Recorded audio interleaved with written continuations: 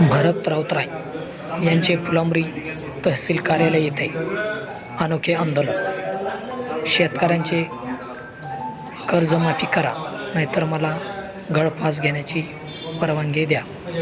थेट तहसीलदार मॅडम यांना परवानगी पत्र दिले।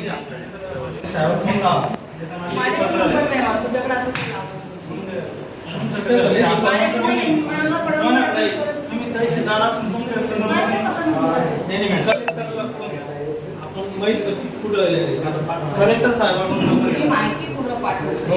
मी तुम्हाला बहीण म्हणून सांगते की मानसिकता आत्महत्याची बदला एवढं माझं फक्त मी हे तुमचं पाठवणार नाही असं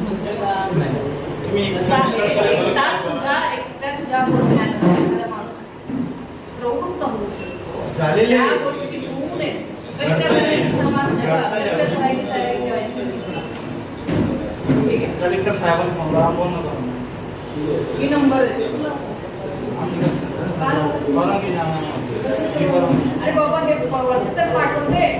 बच्चू कडू साहेबांना विचारा तो माणूस राबतोय, तो माणूस नागपूरमध्ये कष्ट करतोय।